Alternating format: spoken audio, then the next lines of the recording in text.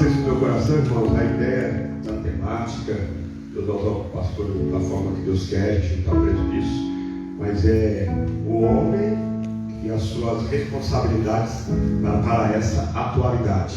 Eu sei que você, como cabeça da sua casa, da sua família, como provedor do seu lar, como é que você ficou em meio a essa crise, essa pandemia? Como é que você ficava quando você olhava para os seus filhos? Eu sei da minha real situação. Então, surgiu a necessidade da gente ouvir algo da parte de Deus, orar junto, porque eu sei que cada um aqui, irmão, tem a sua responsabilidade para a sua casa, sua família, para alguém que você tenha em consideração. Então, essa foi a ideia que Deus tinha colocado no meu coração. E outra coisa que esses últimos dias não tem me preocupado, irmão, é a quantidade. Então, eu não me preocupei com quantidade, eu não perguntei, não pedi confirmação, não pedi nada. Se tivesse 2 ou 3, se tivesse 1, se tivesse 5, eu tenho certeza que Deus ia ser glorificado, alguém ia ser alcançado, o pastor também não deixaria de nos atender, porque as maiores mensagens de Jesus foi para uma pessoa só, e o nome dele foi glorificado. Então, que essa manhã você possa entregar ao Espírito Santo, deixar que a graça e a bondade de Deus seja sobre a sua vida. Quero aqui apresentar o pastor Pablo Latour, que é nosso amigo, né? Pessoa que tem uma grande estima de Deus, congrega na Igreja Assembleia de Deus Londrina Central. Deus tem usado ele tanto no Brasil como fora do Brasil. A gente tem alegria de tê-lo conosco aqui nesta manhã. E a gente já vai estar tomando aqui a tribuna, ficando à vontade, deixando o Espírito Santo de Deus usar a vida dele. Quantos querem ouvir a voz de Deus aqui? Glória a Deus, né? Isso, irmão. Então, desarma o teu coração aí. Né? Quero convidar aqui o pastor Reginaldo. O pastor Reginaldo, vem cá, pastor, é líder dos nossos varões da igreja. Vai estar orando uma vez mais. E o pastor Pablo vai estar aqui nos ministrando a palavra de Deus. Glória a Deus. Meus irmãos, a paz do Senhor. Amém. Estamos felizes nesta manhã por estarmos reunidos para nós aprendermos a palavra de Deus. Amém? Levanta sua mão para cá. Senhor nosso Deus, nesta manhã nós queremos te bendizer, te glorificar, Deus, por esse encontro. Ó Deus, mas eu sei, Pai, creio que já estava no coração de Deus esta manhã. Em nome de Jesus nós queremos te louvar. Usa o teu filho uma vez mais, como o Senhor sempre tem usado. Fala aos nossos corações, Pai. Nós oramos nesta manhã, te bendizemos e te agradecemos, em nome de Jesus. Amém.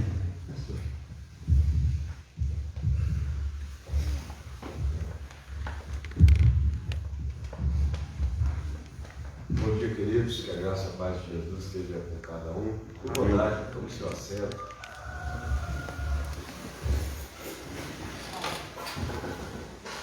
Quero agradecer a Deus pelo privilégio de estar com vocês aqui, sempre uma alegria. Como o pastor Alex já mencionou, nós temos uma amizade, um respeito mútuo, uma consideração pelo trabalho, pela igreja do Senhor aqui nesse lugar. Então sempre é muito bom, agradável poder voltar e participar do movimento produzido aqui pela Igreja Luz do Mundo e Arapongas. Que Deus abençoe a cada um de vocês e que este prosseguimento de trabalho, de iniciativa com pessoas seja sempre o alvo, o foco dessa casa de Deus aqui. Na verdade, a gente precisa sempre lembrar que nosso alvo é cuidar de gente, é alcançar pessoas.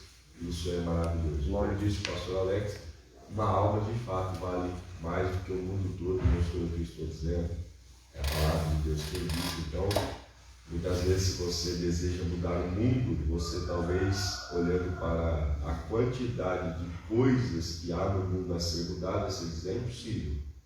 Mas eu aconselho você a tentar mudar o mundo de uma pessoa. Se você mudar o mundo de uma pessoa, você mudou o mundo. Louvado seja o nome de Deus. Amém. Você mudou o mundo.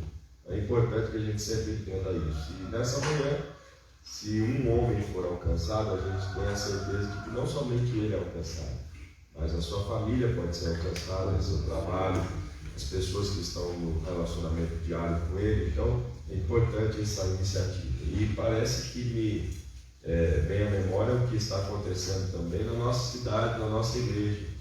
Nós começamos, assim como vocês estão fazendo aqui, uma reunião com homens já há 2 meses. Nós tivemos a segunda reunião na última sexta-feira. Então eu penso que há um mover do Senhor realmente para isso, né? Nos convocando a assumir as nossas posturas. É porque, se você já percebeu, há um forte ataque sobre a vida do homem, né? A figura masculina. Há poucos dias nós fomos atingidos aí por alguns memes, né? Onde a gente via que as pessoas pediam desculpa por ser homem. Me desculpe porque eu sou homem. Então nós vamos chegar numa fase, eu não duvido disso, que nós vamos ter problemas em ser homem. As pessoas não vão admitir que você coloque para fora a identidade que Deus te deu. Nós vamos chegar num tempo onde isso vai ser conflitante, mas eu creio que Deus vai nos dar graça e mais do que ser, a gente vai manter a referência daquilo que Deus fez em nós e por nós. Amém? Vamos ganhar tempo. Abra sua Bíblia, por gentileza. Eclesiastes, capítulo 7, a partir do verso 16, é a nossa leitura nessa manhã.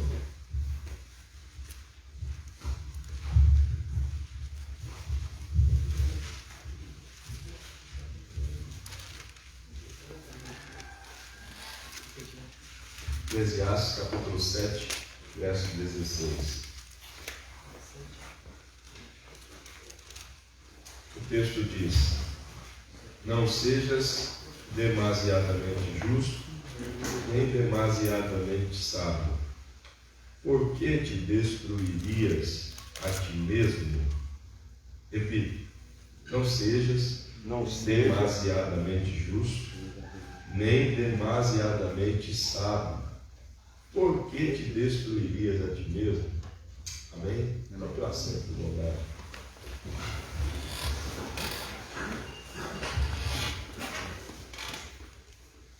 O livro do Eclesiastes, ele também está inserido na categoria dos livros de sabedoria. E o mesmo autor do livro dos Provérbios completa a sua obra de sabedoria com o livro do Eclesiastes. São fases distintas na vida desse homem, e porque nós vemos este homem escrevendo em fases distintas da vida, nós percebemos uma forte alteração do conteúdo, apesar de ser um conteúdo destinado à sabedoria. No livro do Eclesiastes, este homem está olhando para a vida da perspectiva da maturidade. Ele já é alguém extremamente experimentado em muitas situações da vida, e ele vai olhar para a vida a partir dessa posição que ele chegou. É a posição da maturidade, da experiência. E ao olhar para a vida a partir dessa experiência, inspirado pelo Espírito Santo, ele vai escrevendo e vai deixando a nós algumas lições que são importantes. E quando nós chegamos neste texto que a gente acaba de ler, ele fala para nós de dois princípios muito importantes para a vida, que é justiça e sabedoria. Estes dois valores, ou estas duas condições, elas são fundamentais para quem quer viver uma vida de fato digna, uma vida plena. Você não pode abrir mão em nenhum momento da sua caminhada de sabedoria e de justiça. Estes dois elementos, eles são fundamentais para a nossa caminhada.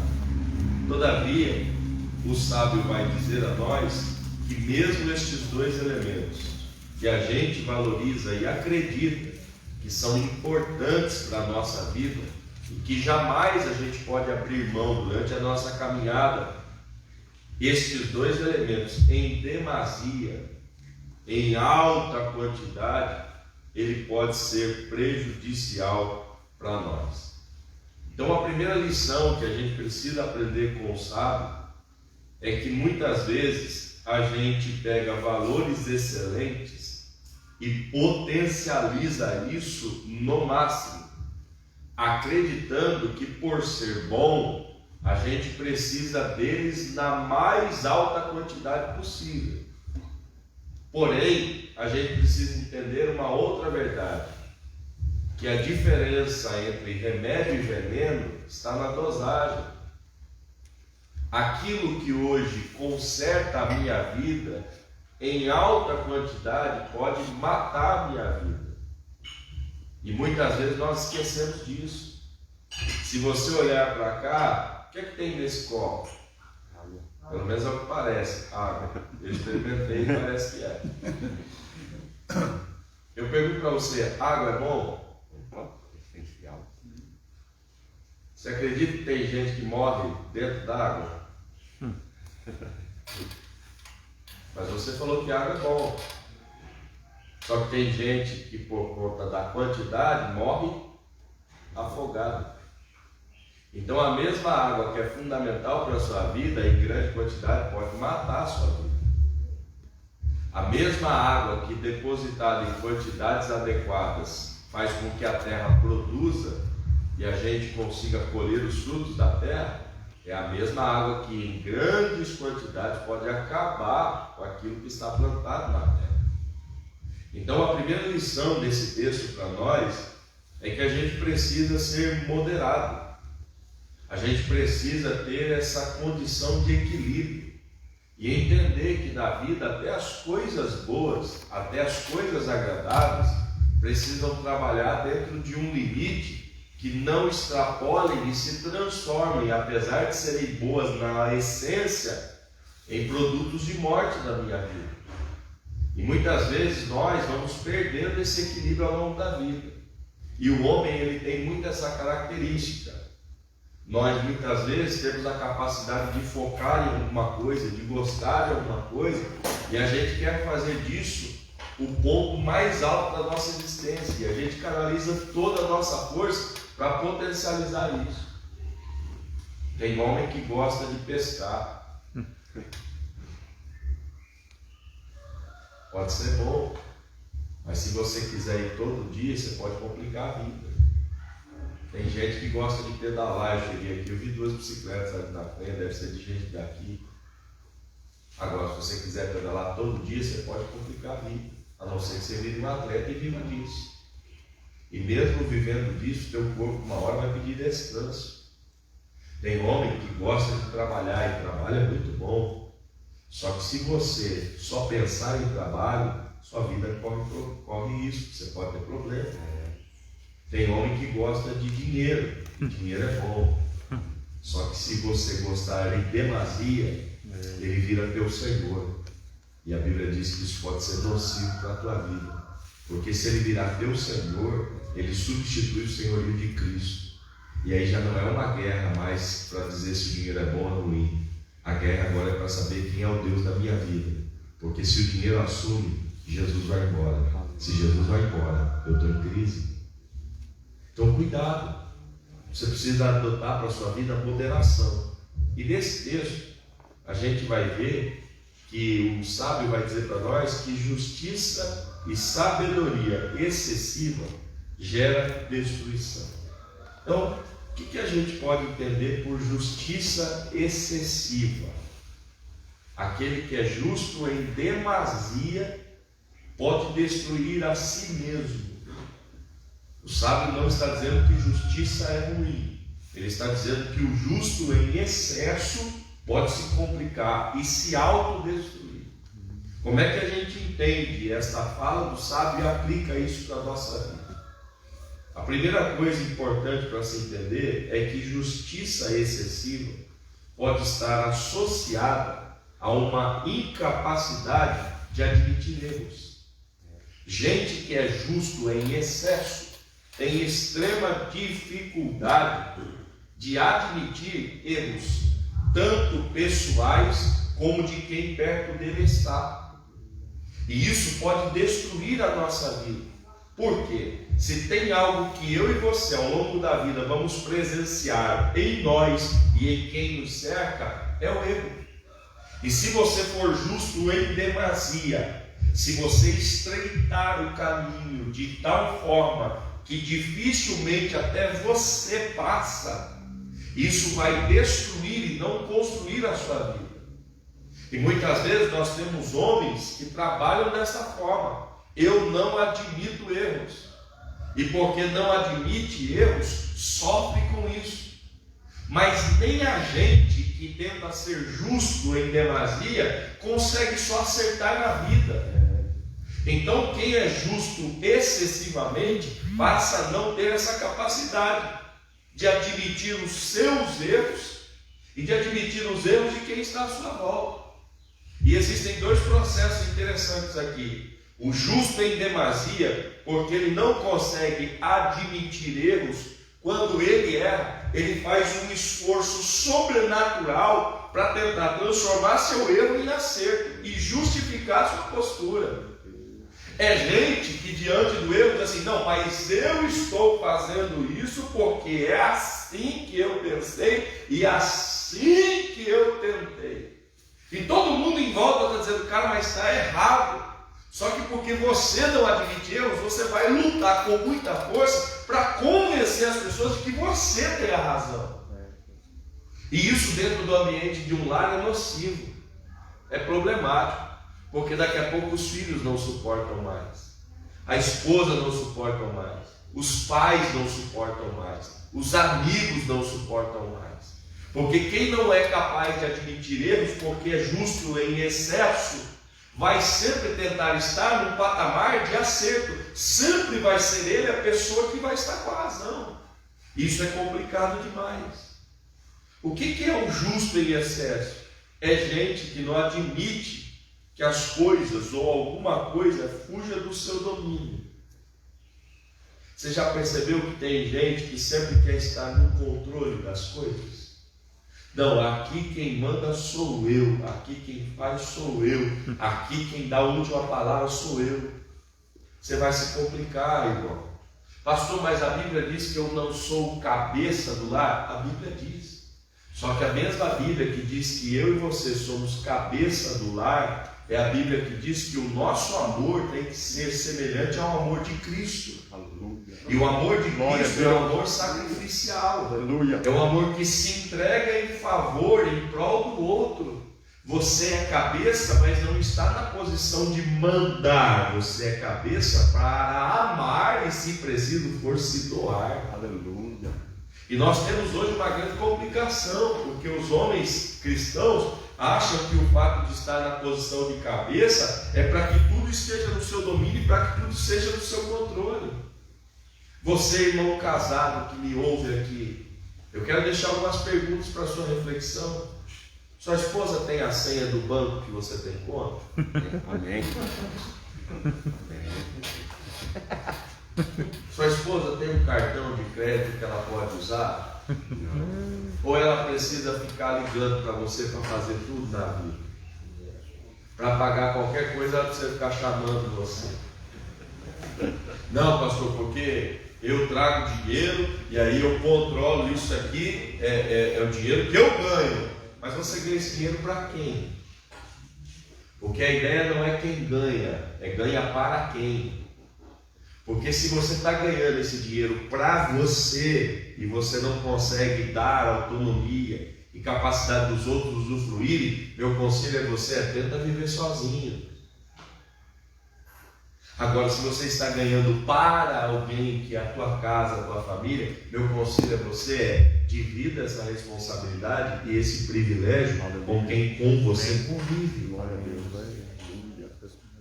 A gente muitas vezes é justo em excesso porque a gente não admite erros e a gente quer domínio sobre tudo.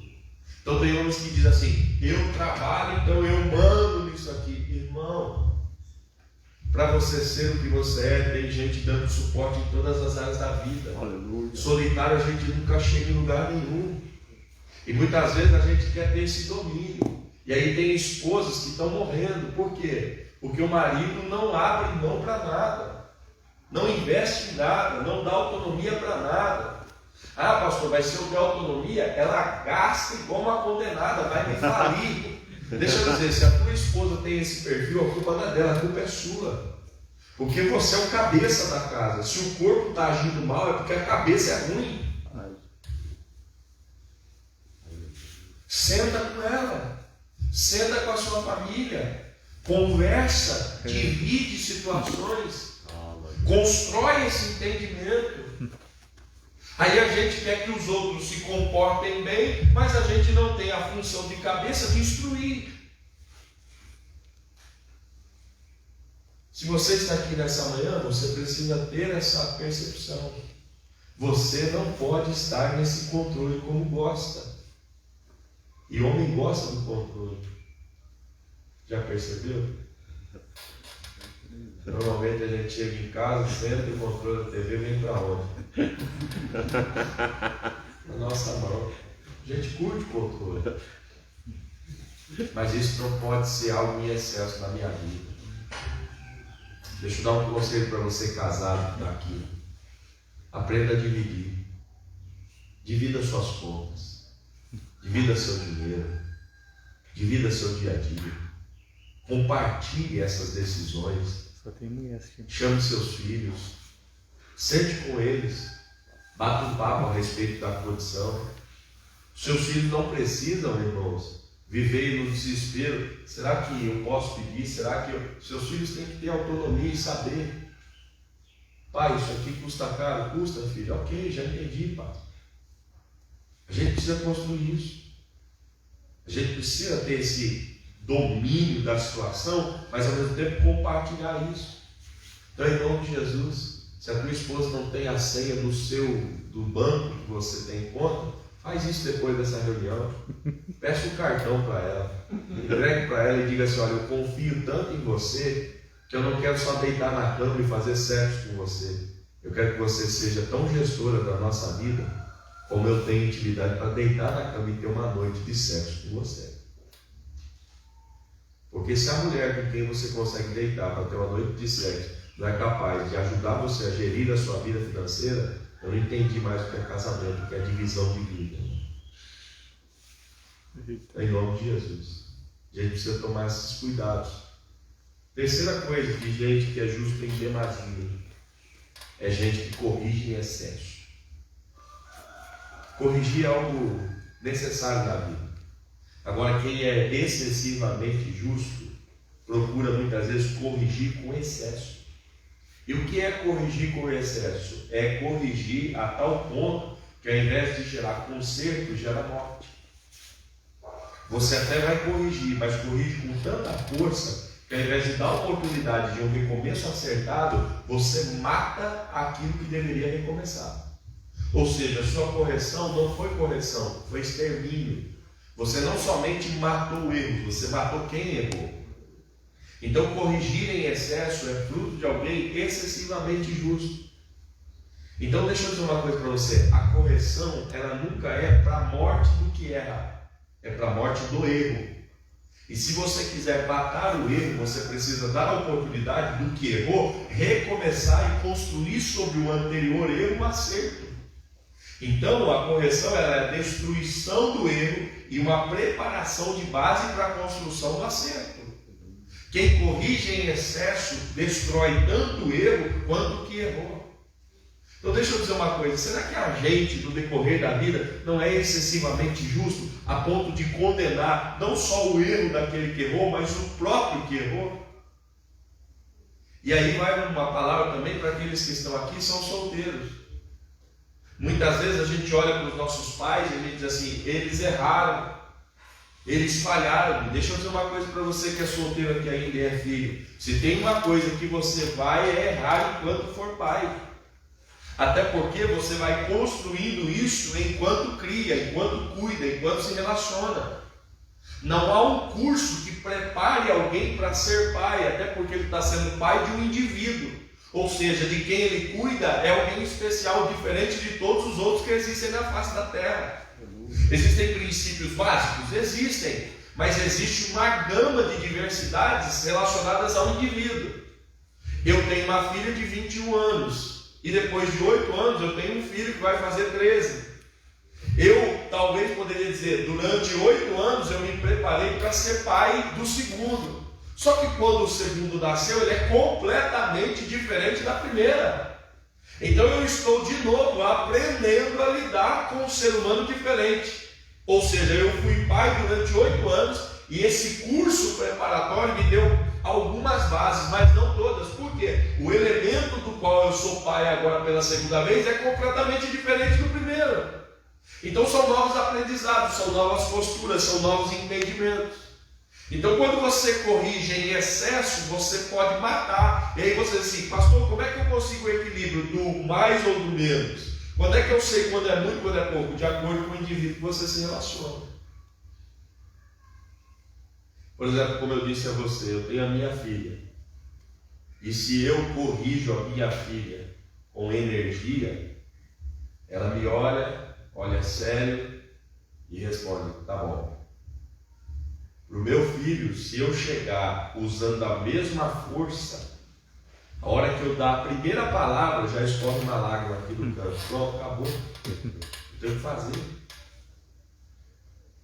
Ela tem uma personalidade muito forte. Ele também tem, só que ele guarda, ele é tranquilo, ele é na dele. Então, se eu chegar com a mesma energia na minha filha, ela vai olhar e vai dizer, ok, entendi isso aí, pode deixar. Ele não, ele vai tomar o baque, vai guardar e a lágrima vem.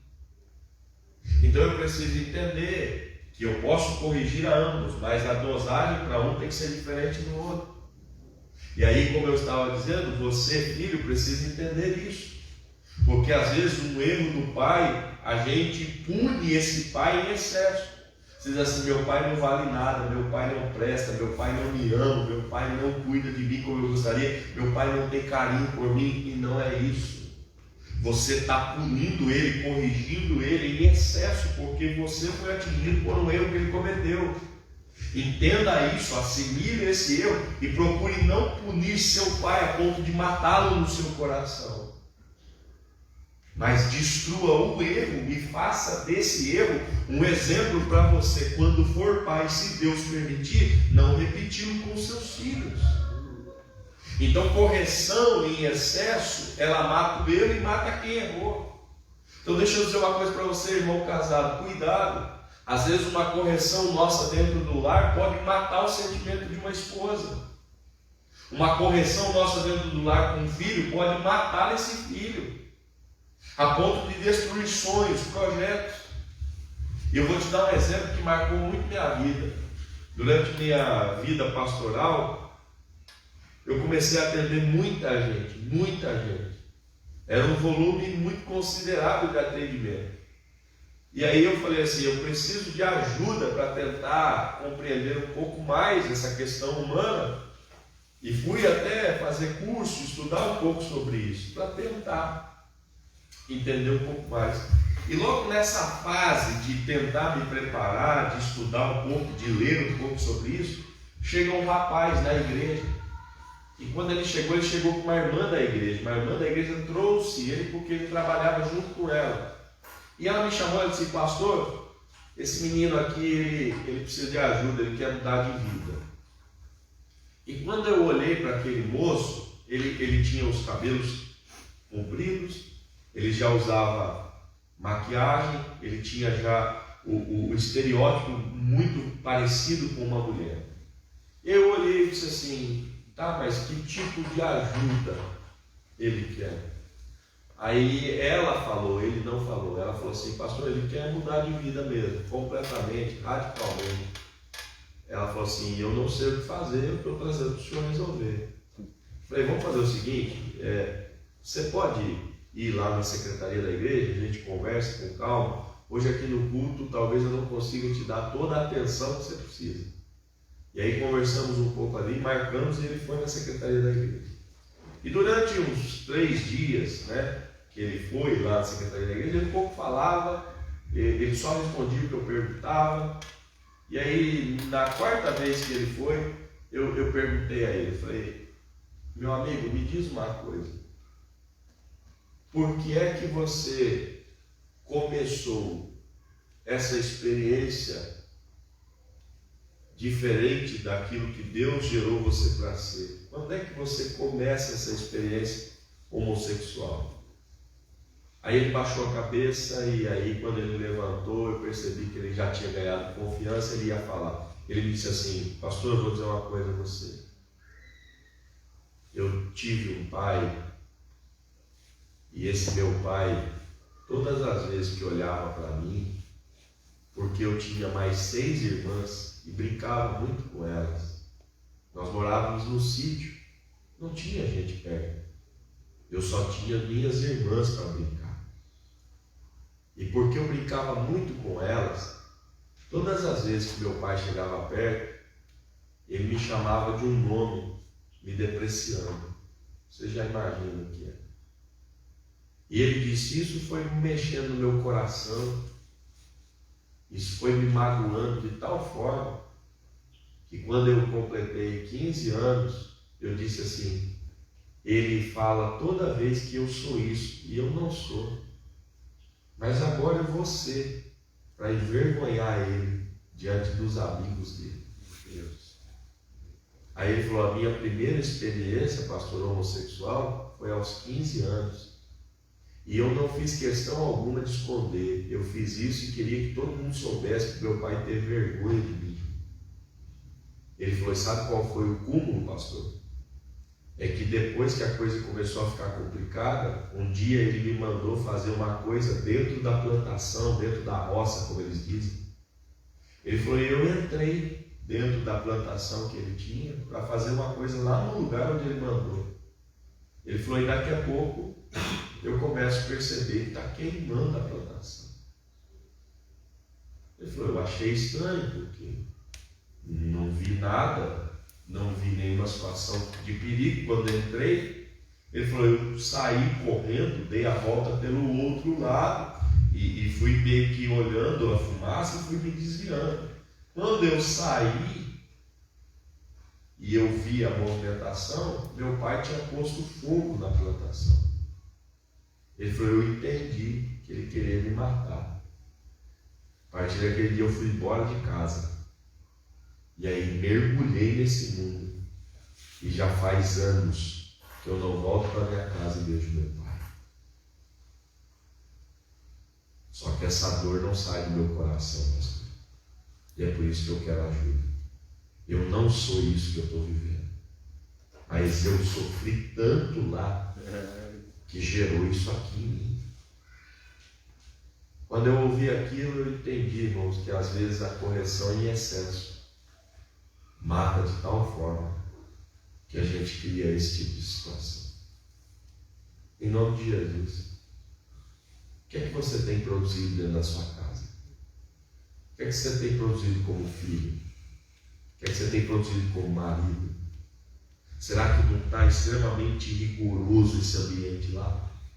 Será que você não está punindo excessivamente as pessoas que erram com você? Será que hoje não é dia de você chegar e dizer para a pessoa que você puniu tanto: me perdoe, eu fiz em amor, mas eu acho que eu fiz em excesso. Não espere a dor se estabelecer, a crise se estabelecer. A gente está aqui nessa manhã com uma porta de Deus aberta para nós, dizendo: entra, dá tempo de corrigir e dá tempo de mudar os rumos. Glória a Deus. Em nome de Jesus. Todas as vezes que a gente fala de justiça excessiva, a gente fala de abrir mão de duas virtudes, que é a misericórdia e a solidariedade. A Bíblia fala que em Deus a misericórdia ela precede o juízo. Para explicar isso para você, deixa eu fazer uma pergunta aqui. Quem durante a semana que passou, terminou ontem, né? Semana terminou ontem, sábado. Quem durante a semana que terminou ontem pecou? Quem pecou? Só quem pecou. Beleza.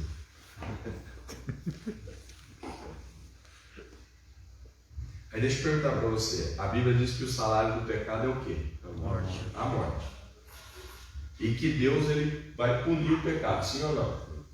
Por que nós estamos vivos então? Esse monte de pecado que nós temos. Porque se a gente confessa que pecou, a gente também confessa: eu era digno da punição. Então a confissão de pecado não é apenas você colocar para fora o que fez, é você admitir a consequência do que vem. Então quando você diz assim: eu sou um pecador, você está dizendo: Senhor, eu entendo que o Senhor pode punir à vontade, que eu mereço esse troço. A gente não morreu porque adiante do juízo vai o quê? Misericórdia. Amém. Glória a Deus. E é por isso que a gente está vivo aqui hoje. Amém. Não significa que Deus olha para você e diz assim: seu pecado, é legal. Não, estamos juntos. Não é isso. Significa dizer que Deus olha para o seu pecado e diz assim: você merecia a morte, mas eu não quero te matar porque você é meu filho. Amém. Então eu vou colocar para você misericórdia para dar a chance de você acertar daqui para frente, sabendo que você não pode ficar errando. Glória a Deus. Então todas as vezes que você é justo em excesso, você abre mão desse princípio que é a misericórdia. Porque a misericórdia não é o pacto com o erro. A misericórdia não é você se tornar também alguém errado. A misericórdia é você dar consciência para quem erra e dizer a ela assim: você merecia punição, mas eu vou dar a chance de você recomeçar sem ser punido, mas você será ajudado a acertar.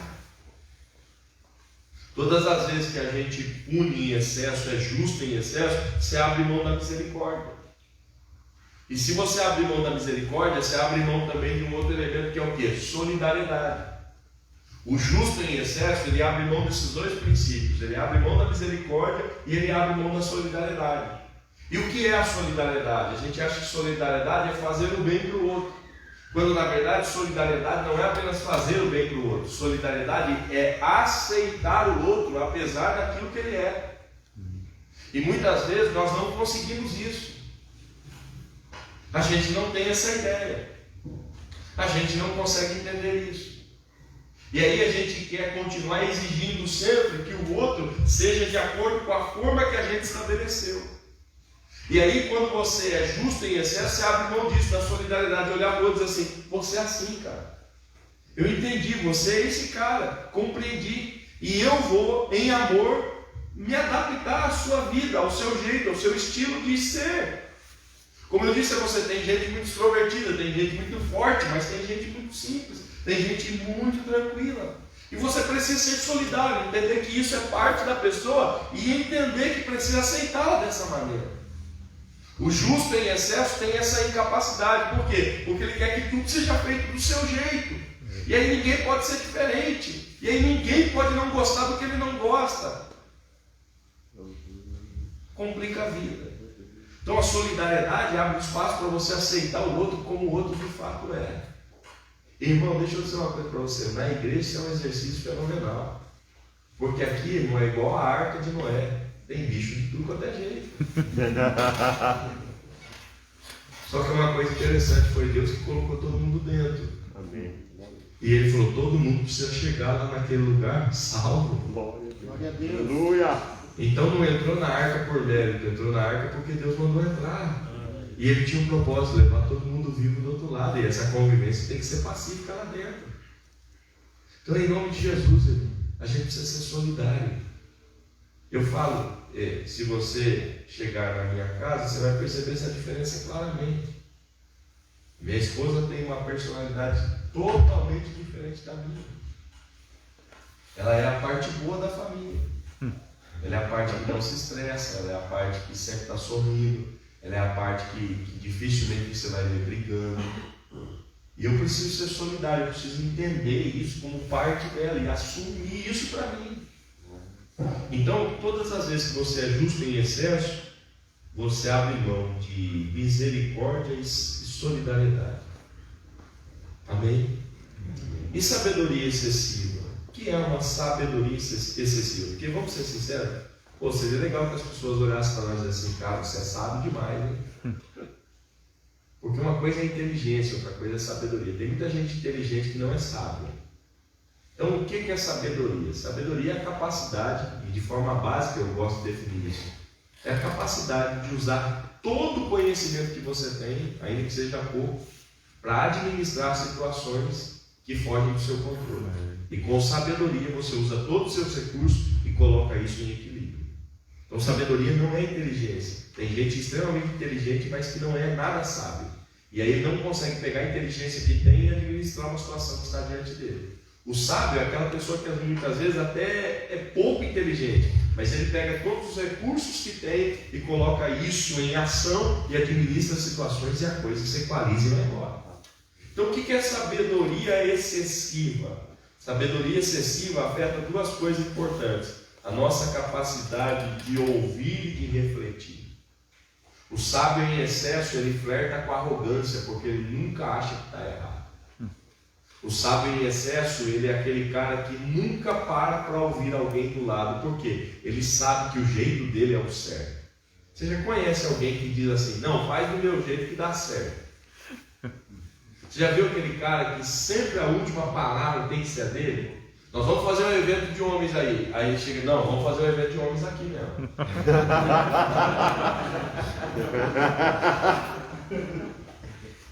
Não, ele vai ter café da manhã. Isso, tem que ter pão também.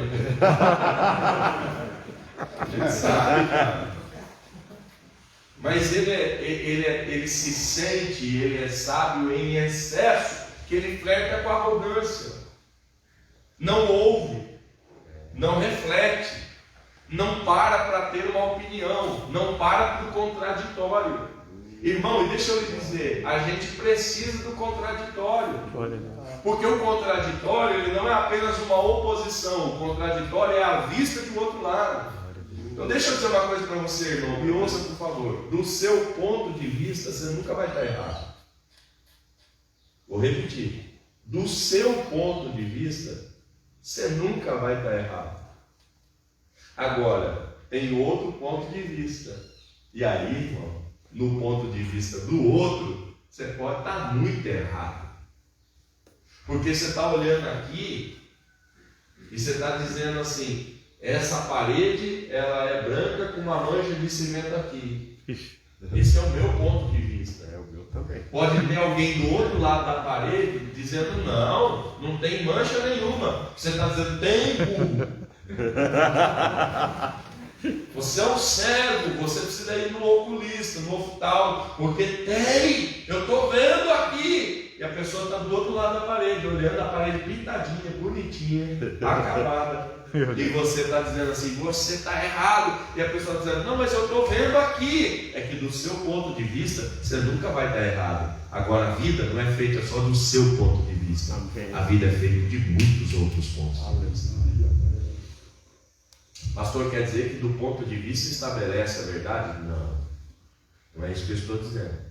Estou dizendo que você não pode ser sábio em excesso a ponto de abrir mão do contraditório e do outro ponto de vista. Aonde está a verdade absoluta para a nossa vida? Aonde, irmão? Opa, na palavra, ok? Mas na vida existem pontos de vista que você precisa admitir. Existem. E se você é sábio em excesso, tira de você essa capacidade de ouvir e essa capacidade de refletir.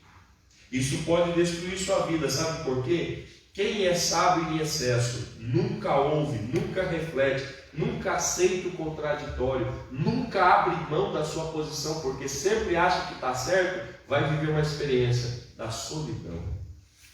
Porque ninguém gosta de ficar perto de gente que nunca erra, irmão. Porque é muito chato. O cara sempre é o melhor em tudo, até na doença. Eu disse pro cara, puxa, cara, eu passei pelo Covid. Ei, você não sabe o que é Covid, rapaz. Eu tive 7 meses internado, na doença, o cara quer ganhar até na doença. Entendeu? Gente sábia em excesso, tudo dele vai ser melhor. É um testemunho de pecado.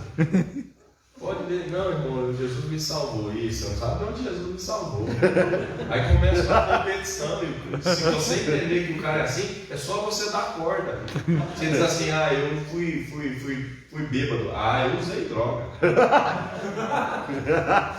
E ele vai crescendo nessa competição, porque ele quer ser sempre o melhor. O sábio em excesso, irmão, é complicado. E isso tira de nós essa capacidade de ouvir, refletir e parar do contraditório. Então, em nome de Jesus. E aí vai uma palavra para quem é casado e para quem é solteiro. Você solteiro é de uma geração que a gente chama ou da geração X ou dos nativos digitais. É a geração adepta à tecnologia, antenada com a tecnologia, e uma geração extremamente veloz na informação. Agora, o fato de você ter toda essa característica não significa que você é mais inteligente que seus pais e melhor que eles. É só uma diferença de geração. E muitas vezes eu encontro muitos filhos que tentam ser sábios em excesso. Olha para o pai e diz, mas quando você nasceu não tinha celular, e daí? Não, você não sabe nem ligar um iPhone, e daí? Não, você não entrou numa faculdade, e daí? Você, por estar numa faculdade, por ter acesso à tecnologia, por estar se formando, só consegue fazer isso porque alguém deu suporte a você para você chegar onde está. Aleluia. Então, em nome de Jesus, a gente tem que diminuir a arrogância, diminuir a nossa capacidade de se achar e entender que a gente precisa ouvir o outro, precisa dar a oportunidade do contraditório e refletir sobre isso. Porque talvez aquela pessoa que nunca pisou na faculdade é o instrumento que Deus vai usar para alinhar a minha vida e me colocar no alvo certo. Aleluia, glória a Deus, glória a Deus. É como eu digo, eu tenho uma mãe que mal completou a 4ª série. Ela sabe ler e sabe escrever, mas é um instrumento que Deus sempre usou para abençoar a minha vida. Então até hoje, apesar de toda a nossa diferença, até de formação, eu ainda, quando ela fala, ouço. Às vezes não concordo, mas ouço, porque é o contraditório. E muitas vezes a gente se isola. E aí tem meninos novos aí, irmãos, que entram na faculdade e o professor, porque tem um doutor na frente, é mais importante que o pai.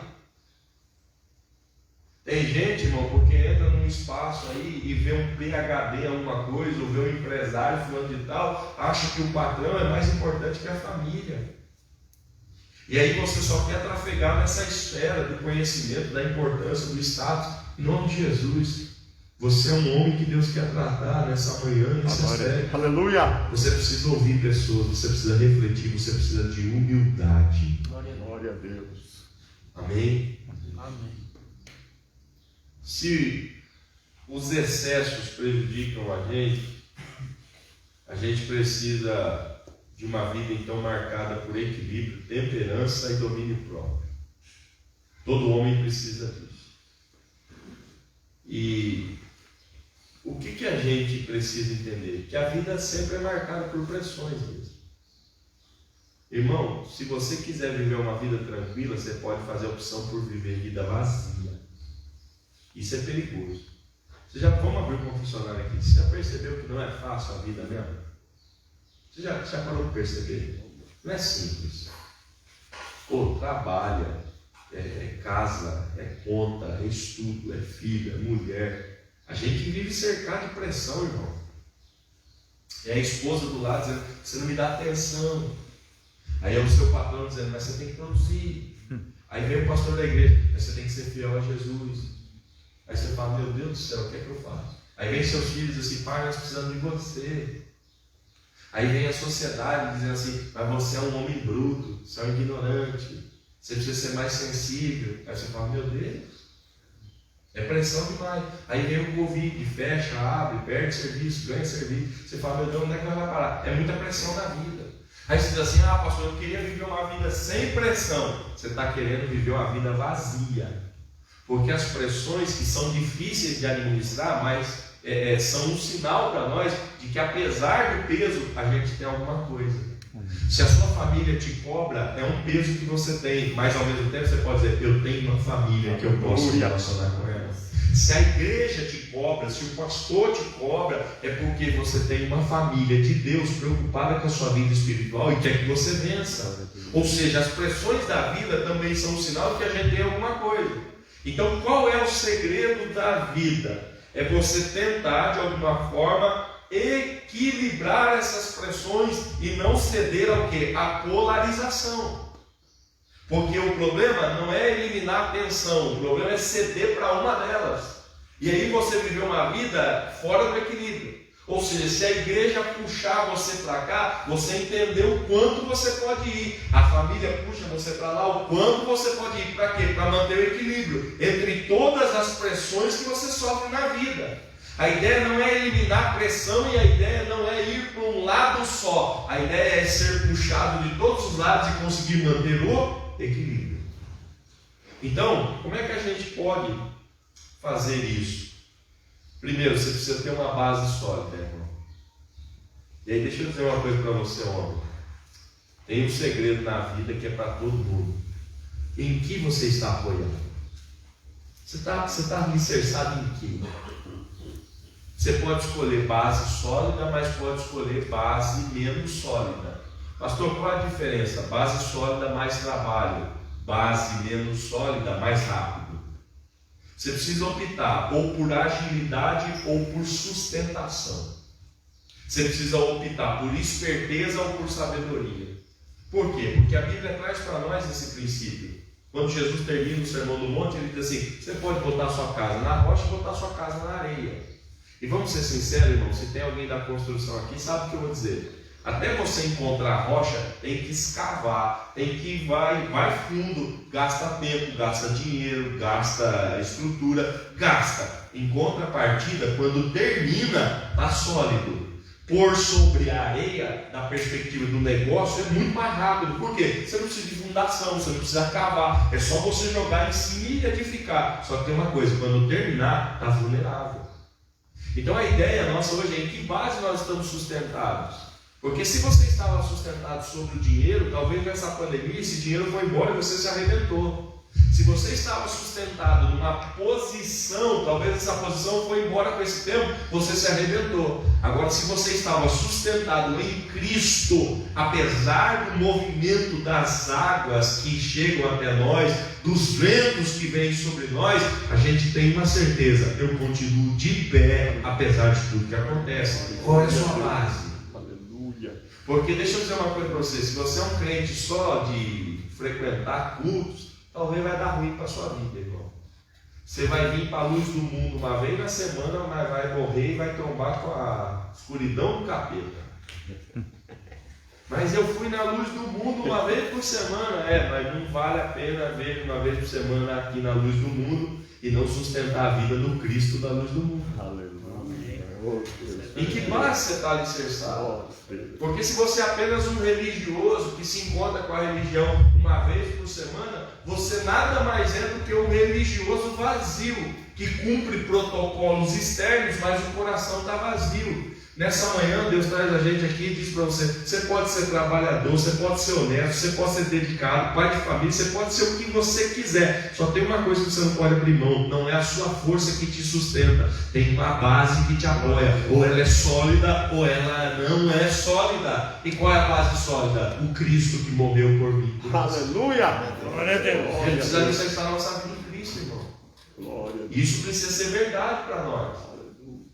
Então você vem aqui, ouve o pastor Alex pregar, mas termina a pregação do domingo, segunda, a vida é do mesmo jeito. Você vem aqui para um evento, participa dele, saiu daqui, a vida é do mesmo jeito. Deixa eu dizer, talvez não vale nada. E eu não estou dizendo para você que você precisa participar dessa igreja aqui. Eu estou dizendo uma coisa muito importante: você precisa ter vida com Jesus Cristo. Aleluia. Ele é a minha base. Até porque a igreja durante algum tempo aí ficou fechada. Eu não tinha oportunidade de entrar dentro da minha igreja, mas eu tinha certeza de uma coisa: o meu Jesus ainda estava comigo. Aleluia! A gente precisa ter essa base. Se nunca você teve essa preocupação, eu gostaria que hoje você tivesse. Você precisa ter uma base sólida para sustentar a sua vida diante das tensões que vêm. Como eu disse a você, vida sem tensão é vida vazia. Então, a gente precisa edificar a nossa vida. Só que deixa eu te dizer uma coisa: se você tem uma base sólida, você não elimina a tensão, você vai ser puxado. Se você não tiver uma base sólida, é possível que ao ser puxado, você escorregue. Aí você diz assim: então pastor, se eu pôr a base sólida, está resolvido. Sim e não. Se você põe uma base sólida, você tem certeza que a base não dá problema. Mas você não pode garantir que quem está em cima da base não dá. Pastor, se eu estiver firmado em Cristo, Cristo nunca vai dar ruim. Não, Cristo nunca vai dar problema. Agora você vai dar. Eu vou dar problema. Você lembra do Salmo 73? A Bíblia fala que é o Salmo de Asaf. Asaf era um cara envolvido com a religião, um cara crente, ministro de louvor, um cara que se envolvia com as coisas de Deus. Aí um dia Asaf chegou e disse: Senhor, o Senhor é bom, o Senhor é bom, o Senhor é top mesmo, mas eu quase que eu me desviei, porque eu comecei a olhar para os caras de fora e eu percebi, Senhor, que eles estão melhor que eu.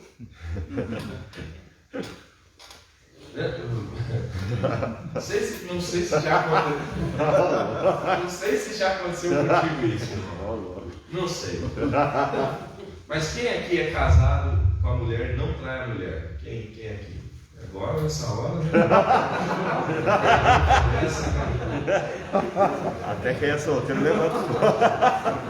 É solteiro levanta. Você é casado, não trai a mulher. Aí você trabalha com um cara, irmão, que pega todo mundo. O cara marca esquema em tudo quanto é lugar. Banca 3, 4 mulheres assim e tal. Você não sabe nem como isso acontece. E o pior, todas elas são bonitas.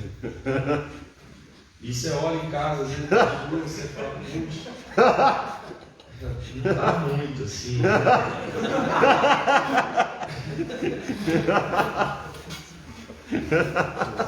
Aí você fala, puxa, como é que pode isso, senhor?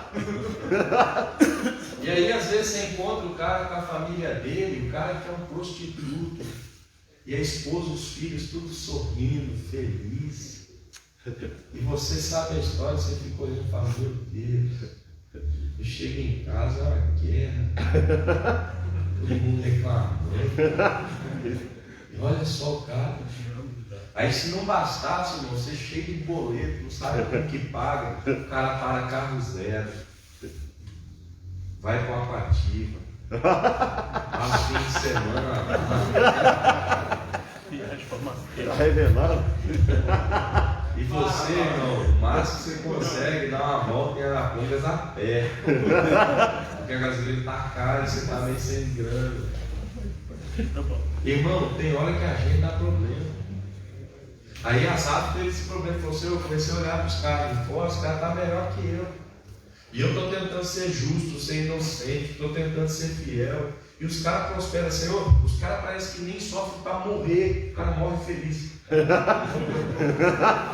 cara não tem dor nem para morrer. Asaf falou, na hora da morte os caras não sofrem, Senhor. O que está acontecendo? Senhor, eu quase que desviei, eu estou quase desviando, ele usa a expressão, meus pés quase se resvalaram, quase que eu escorrego, quase que eu vou para a pirambeira mesmo. Aí, irmão, quando a gente dá problema, quando a gente entra nesse processo, como é que a gente restaura o nosso equilíbrio? Até 10h30 a gente termina, tá? Como é que a gente restaura esse equilíbrio? Primeiro, oração. Oração. No Salmo 109, você consegue pôr para nós Salmo 109? Não, né? Consegue? Consegue? Opa, o cara é legal. Põe para nós Salmo 109. Deixa eu pôr no meu aqui também, no meu celular, que aí eu consigo localizar aqui o mistério. Põe na tela aí que se alguém não trouxe Bíblia, vai conseguir.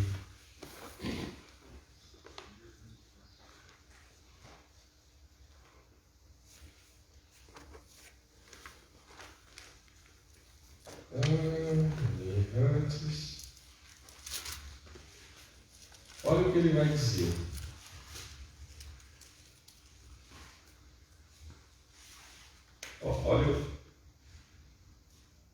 Olha o verso 5. Põe o 5 para nós. Põe o 5. Olha o nível que esse cara está, do Salmo 109. Ele está falando com Deus. Ele está trocando uma ideia com o Senhor. Aí diz assim, e me deram mal pelo bem, e ódio pelo amor. Olha o 6. Olha o que ele pede para Deus. Põe sobre ele um ímpio, e Satanás esteja à sua direita. Quando for julgado, saia condenado, e a sua oração se lhe torne impecável. Meu Deus. Sejam poucos os seus dias, e outro tome o lugar dele.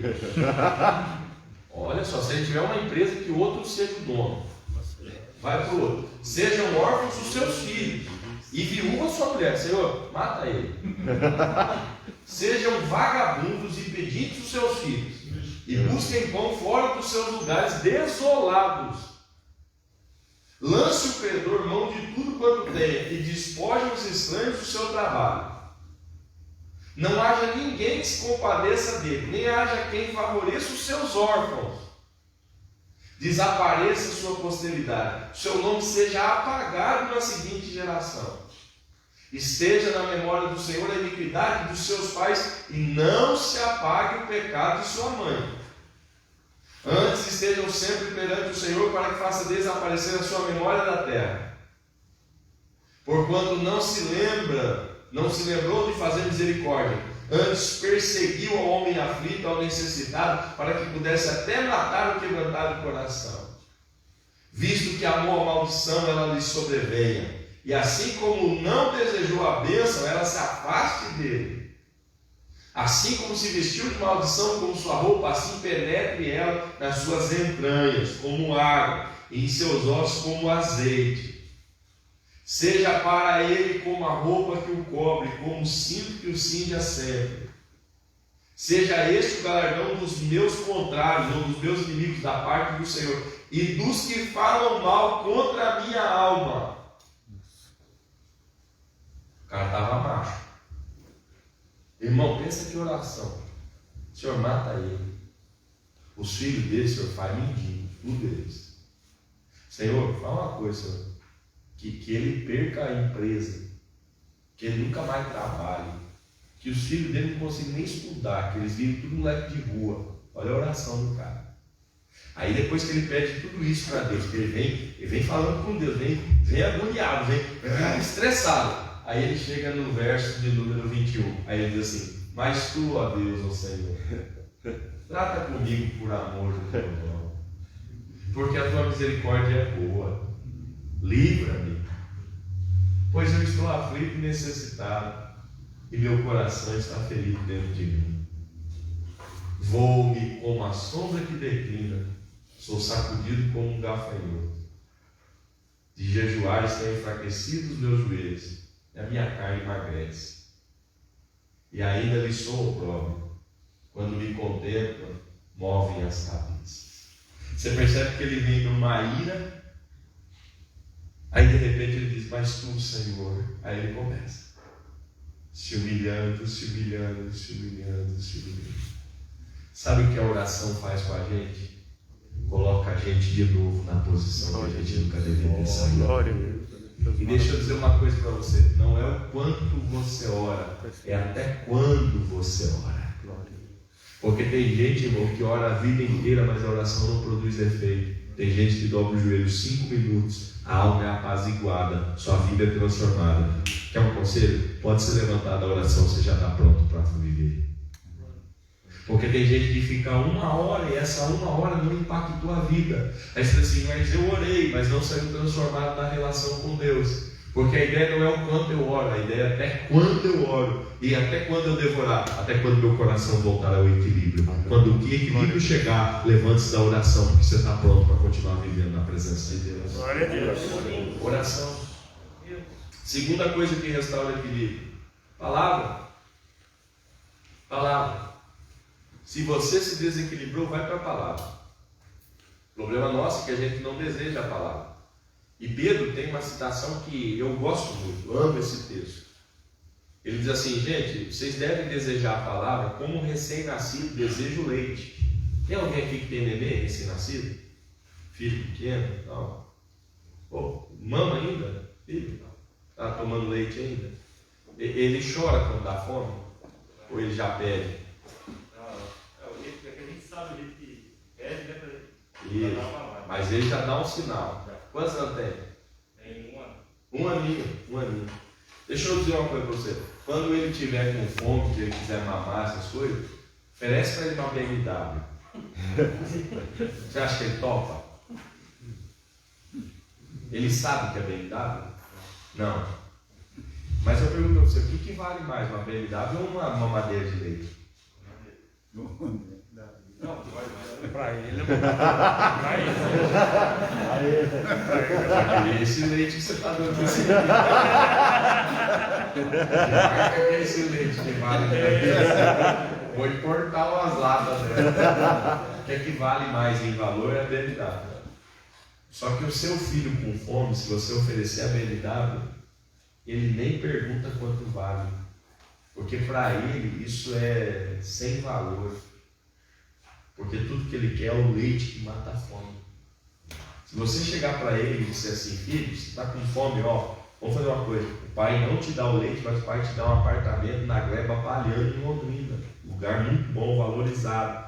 Seu filho não vai nem querer saber disso, porque ele é tão inocente que para ele tudo que precisa é o leite. Deus está dizendo para nós: deseje a palavra Glória a Deus. como uma criança inocente deseja o leite verdadeiro. Porque se você desejar a palavra no tempo das suas crises, você vai entender que não adianta um carro zero, mais dinheiro, casa nova, novo relacionamento. Você vai entender que é só a palavra de Deus para colocar você de novo no lugar. Amém. Glória a Deus Deus. amar a palavra. Aí eu pergunto para você: será que a gente ama essa palavra mesmo? Será que a gente medita nessa palavra? Muito das nossas crises, e aí eu digo para os homens aqui, muito das crises que a gente vive está relacionada à falta dessa palavra. Se você mergulhasse mais nessa palavra, a gente ia ser melhor. Aleluia. A gente ia errar muito menos.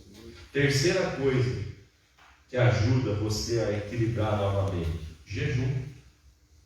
Jejum é uma coisa que a gente pouco fala ultimamente, até porque o povo gosta de comer demais. E aí jejuar é uma coisa complicada. E aí por que o jejum, pastor, devolve o equilíbrio? Porque com o jejum você ressalta aquilo que é importante na sua vida, fazendo o quê? Retirando as coisas que estão te desequilibrando. Quando você jejua, você está declarando: eu preciso tanto de Deus, que eu abro mão de coisas que me são importantes também, para estar em contato com o Senhor. E quando você faz isso, você quebra as amarras que estão trazendo tensão na sua vida. Então deixa eu dizer, o jejum ainda é uma prática preciosa para quem quer restaurar o equilíbrio. Às vezes você está sendo tomado por pornografia, e aí eu tenho uma dica para você: jejua dessa desgraça que fica na nossa mão.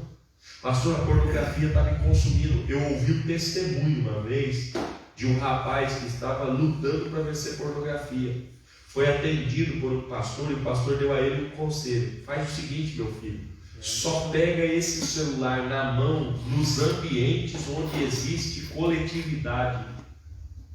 Sabe o que esse menino fez? Ele deixava o celular dentro do carro, e ele morava, acho que no 7º andar do seu prédio. Quando ele chegava do trabalho, ele pegava o celular, colocava dentro do porta-malas do carro, fechava e ia para o 7º andar e não voltava mais pegar.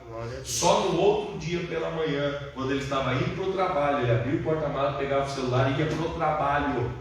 E no movimento do trabalho ele não tinha tempo para acessar as coisas que estavam corrompendo a vida dele. Sabe o que ele falou? Pastor, eu quebrei o elo com a pornografia, quebrando o elo com a porta que me levava para a pornografia. Eu disse para Deus: eu vou fazer um jejum pesado, Senhor, para reequilibrar minha vida. Então, em nome de Jesus, se você está em desequilíbrio, jejua, põe sua vida diante do Senhor e diga: Deus, eu preciso restaurar o equilíbrio. A gente precisa disso. Quarta coisa importante para recobrar o equilíbrio, irmão. Diga bem forte: pessoas. Pessoas. E deixa eu dizer uma coisa para você: a gente precisa de gente do nosso lado, irmão. E as pessoas nos ajudam a recobrar o equilíbrio. E deixa eu dizer para você, não é qualquer pessoa também. São pessoas que amam você não pelo que você faz, são pessoas que amam você pelo que você é. Amém? Amém. Deixa eu dizer uma coisa aqui. O pastor Alex, ele é pastor. E tem gente que ama o pastor Alex porque ele é pastor. Só que os filhos dele não amam o pastor, amam o pai.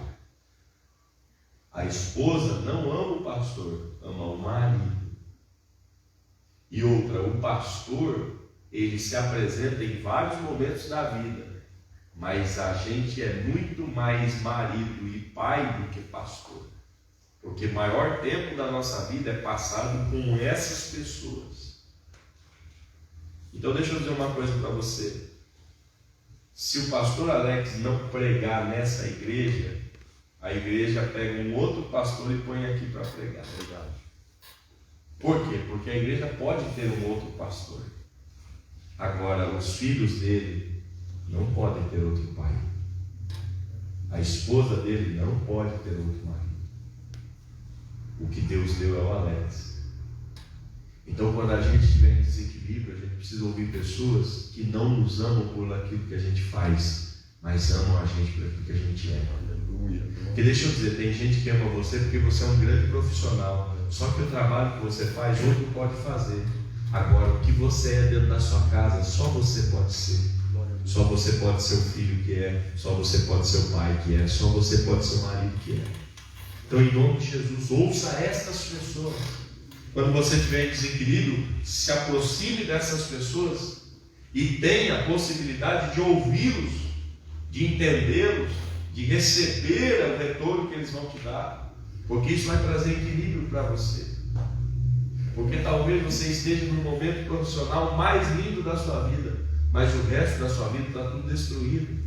E aí as pessoas que veem você profissionalmente te aplaudem e dizem assim: que momento maravilhoso, cara. Só que você está se destruindo e não está percebendo, perdeu o equilíbrio. Se você ouvir quem está perto de você, essas pessoas vão dizer para você, marido ou pai, talvez você esteja vivendo um tempo profissional muito bom, ganhando muito dinheiro, mas a gente não quer seu dinheiro, a gente quer você bem. A gente quer você feliz. A gente quer você aqui em casa. Em nome de Jesus. Ouça pessoas. Pessoas é importantíssimo para a gente retomar o nosso equilíbrio. E se você não tem pessoas que te ajudam nisso, quero te aconselhar.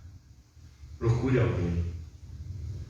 E aqui é um ambiente que eu te aconselho a ter alguém que te ajuda a ter equilíbrio. Sabe por quê, irmão? Porque na igreja tem muita gente ruim, mas tem gente de Deus, né? Tem muita gente que não vale nada, irmão, brinca com a fé dos outros, mas tem gente séria aqui, tem gente de Deus.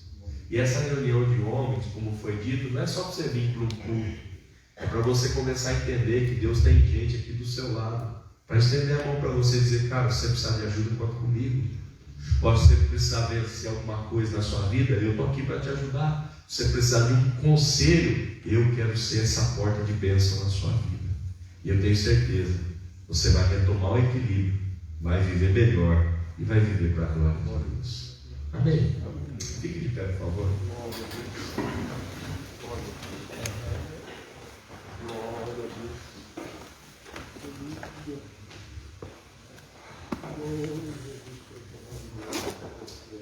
Não seja demasiadamente justo,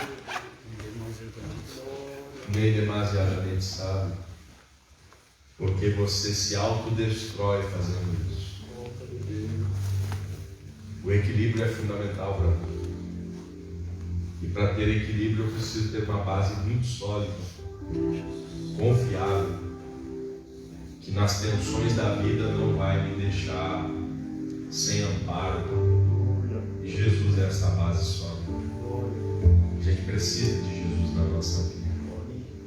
Nessa manhã, talvez você precise fazer esse pacto com Jesus. E como eu digo sempre, não é religião, é Jesus. A nossa sociedade precisava entender isso. Mas muitas vezes os ouvidos estão tapados e os olhos estão fechados para uma verdade que está diante de nós. Não é a igreja, não é a instituição religiosa. Foi um homem que veio a essa terra para morrer por mim e por você, para que a gente pudesse ter vida e vida de verdade. Então, em nome de Jesus, ouça a palavra de Deus, que te convida a ter uma base sólida para viver. E nesse tempo tão difícil que a gente passou, a nossa geração enfrentou um tempo muito difícil. Todo mundo foi afetado, todo mundo sofreu de alguma forma. E deixa eu lhe dizer, dinheiro não poupou pessoas, formação profissional não poupou pessoas, mas tem muita gente que, apesar de tudo que passou, está com a mão levantada dizendo: eu ainda estou vivendo e crendo que eu vou viver ainda algo bom da parte de Deus. E a nossa esperança não é na vacina, a nossa esperança não é na estrutura política, a nossa esperança está no Cristo que morreu e ressuscitou. E porque Ele está vivo, eu tenho certeza que Ele está me sustentando, apesar de todas as dificuldades que a gente passa. Cristo precisa ser a minha base, a sua base, a base da sua família. E se você perder o equilíbrio mesmo estando em Cristo, lembre-se, oração, palavra, jejum, pessoas, isso te auxilia, isso te ajuda a viver diferente. Então, se você, homem que está aqui nessa manhã, percebe que precisa disso, pastor, eu preciso de ajuda, porque eu perdi o equilíbrio, a vida está bagunçada, eu estou perdendo a mão nas coisas. O Senhor está aqui hoje te chamando, te convidando. Restaure o equilíbrio e viva para a glória. Glória a Deus. Aleluia. Aleluia. Feche os teus olhos nessa hora. Glória a Deus. Pai, em nome de Jesus, eu quero te agradecer por essa reunião tão preciosa, por nos congregar aqui nessa manhã, Pai, no propósito de compartilharmos, ó Pai, um pouco daquilo que vivemos. E como homens, ó Pai, nós temos muitas pressões que se estabelecem na nossa vida, nos puxam para todos os lados. Muitas vezes o nosso coração se entristece, a nossa mente cansa, porque a gente, Pai, não consegue ter forças para suportar as tensões da vida. A gente perde o equilíbrio, Pai, mesmo quando estabelecemos a vida em Ti, porque o Senhor não falha, o Senhor não muda, mas eu falho, eu enfraqueço, eu tenho problemas. Mas quando isso acontece, Pai, há mecanismos, há ferramentas, há portas abertas para a restauração da minha vida. E eu quero hoje, Pai, que a Tua palavra alcance o nosso coração e que a gente entenda que a oração, que a palavra, que o jejum e que pessoas são importantes para recolocar minha vida, Pai, em equilíbrio. E assim eu não serei demasiadamente justo, sábio. Eu não serei demasiadamente, Pai, cobrador. Eu não serei demasiadamente monopolizador. E eu serei, ó Pai, aquilo que o Senhor quer que eu seja, tendo esse equilíbrio, meu Pai. Ajuda-nos aqui, os que são casados, os que são pais, os que são solteiros, que todos nós aqui hoje tenhamos essa resposta do Senhor, do equilíbrio, e que possamos viver uma vida para a glória do Seu nome. Pai, em nome de Jesus eu clamo, eu peço isso, e que a Tua boa mão nos sustente, Pai, cada vez mais. Meu pedido nessa manhã por todos os meus irmãos que estão aqui, em nome de Jesus, Teu Filho que vive para sempre. Amém e amém. Deus te abençoe em nome de Jesus.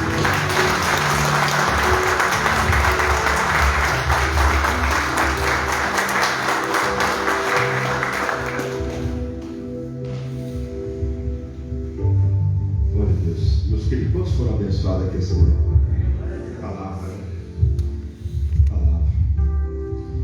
Esse é o evangelho que eu acredito. Se você faz parte de alguma igreja, faz parte de alguma religião, você entra lá e você sai da mesma forma que você entrou, você está errado. Toda vez que você entrar em algum lugar, a palavra de Deus tem que te constranger. Você tem que sair daqui dizendo: eu preciso melhorar. E essa palavra aqui, meu irmão, mexeu muito no meu coração. Eu preciso mudar muito, pelo amor de Deus. Então faça isso. A resposta para o teu problema não está se alguém vai levantar aqui com a mão e dizer: assim diz o Senhor. A resposta do seu problema de repente está em você mesmo, na mudança que você vai ter no teu lar, na tua casa, na sociedade que você muda, com as pessoas que você convive. De repente tendo essas qualidades que o pastor nos deixou aqui: mansidão, equilíbrio, temperança. Tem hora que a gente se pega e acha que é muito inteligente, ou a gente acha que é muito sábio. Na verdade, ele está totalmente errado. Ou talvez a gente ache que está com a verdade e acha que o outro está errado. Pastor, como Deus falou comigo aqui esta manhã, Deus continue te usando, te dando graça. Todo respeito em nome de Deus, tem feito um trabalho extraordinário e é uma pessoa da nossa admiração, viu? Porque a gente tem visto isso na sua vida.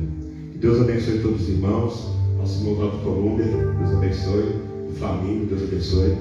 Os irmãos lá de Montaguaçu ia vir, o pastor me ligou de manhã e falou: pastor, o filho do irmão que ia nos trazer aqui caiu no skate e rasgou os dois joelhos. Então nós vamos orar para que Deus dê graça lá ao Caio. Rainan, né? Filho do nosso irmão Adilson, lá da nossa igreja de Mandaguaçu. Deus abençoe nossos irmãos que vieram da Assembleia. Tem gente da Assembleia que vem aqui, mas tem gente da Assembleia. Deus abençoe a garotada, esses irmãos abençoados. Faça assim com as suas mãos. O pastor já orou por nós, convidando você para estar conosco, que quer 19 horas, culto com a família. Deus tem uma palavra no nosso coração. Deus ainda vai continuar falando. Sem essa palavra, irmão, nós não vamos vencer. Eu vou deixar isso aqui bem claro. Sem a palavra de Deus como essa, nós não iremos vencer. Mas se a gente abraçar essa palavra e o Cristo dessa palavra, nós vamos chegar lá em nome de Jesus. Que o grande amor de Deus, a graça salvadora de Jesus Cristo e a doce comunhão e consolação do Espírito Santo seja com todos e todos. Digam amém.